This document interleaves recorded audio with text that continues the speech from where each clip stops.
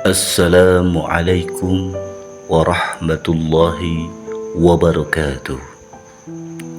Segala puji bagi Allah Subhanahu wa ta'ala, Tuhan yang memerintahkan kita untuk menjadikan cahaya bagi sesama makhluk melalui akhlak.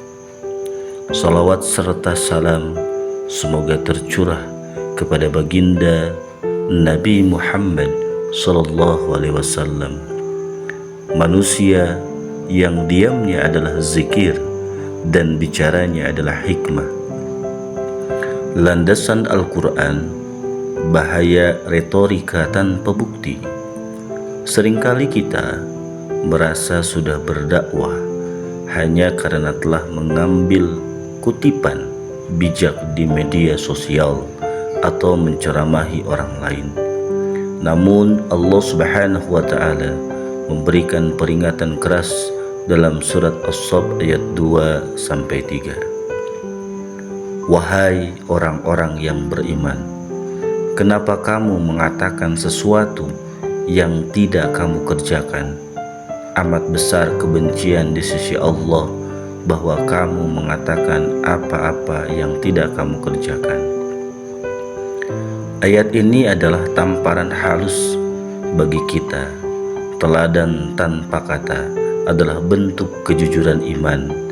Dunia tidak butuh lebih banyak kritikus. Dunia butuh lebih banyak contoh nyata. Kisah inspiratif, kejujuran sang pemuda di tengah hutan. Mari kita renungkan sebuah kisah tentang Syekh Abdul Qadir Jailani saat beliau masih muda dan hendak pergi menuntut ilmu ke Baghdad.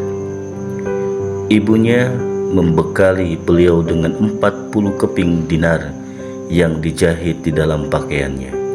Pesan ibunya hanya satu: jangan pernah berbohong dalam situasi apapun.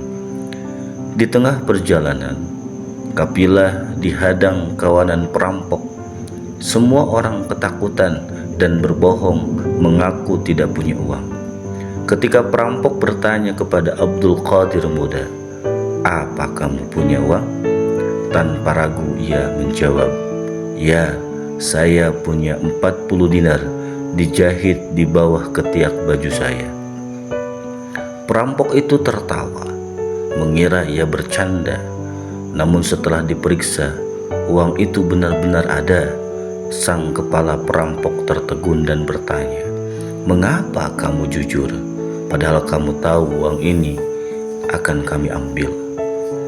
Beliau menjawab, "Aku telah berjanji pada ibuku untuk tidak berbohong." Mendengar itu, sang perampok gemetar. Ia merasa malu. Seorang anak kecil begitu setia pada janjinya kepada manusia, ibunya, sementara ia sendiri mengkhianati janjinya pada Tuhan bertahun-tahun. Saat itu juga kawanan perampok itu bertobat. Hal yang penting, Syekh Abdul Qadir tidak menceramahi perampok itu tentang dosa. Beliau hanya menunjukkan kejujuran. Itulah teladan tanpa kata yang mampu meruntuhkan kerasnya hati. Aplikasi dalam kehidupan modern, bagaimana kita menerapkan teladan tanpa kata hari ini? Di rumah, jangan hanya menyuruh anak sholat, tapi biarkan mereka melihat kita sudah di atas sajadah sebelum azan berkumandang. Di tempat kerja, jangan hanya bicara tentang integritas, tapi jadilah orang yang paling disiplin dan jujur, bahkan saat tidak ada atasan. Di lingkungan, jangan hanya mengeluh tentang sampah, tapi menggubuklah dan ambil sampah itu tanpa perlu mengungkap di internet. Penutup, seringkali satu perbuatan yang dilakukan dengan tulus jauh lebih membekas daripada 1000 nasihat yang hanya lewat di telinga. Jadilah Al-Quran berjalan sebagaimana karakter Rasulullah SAW. Wassalamualaikum warahmatullahi wabarakatuh.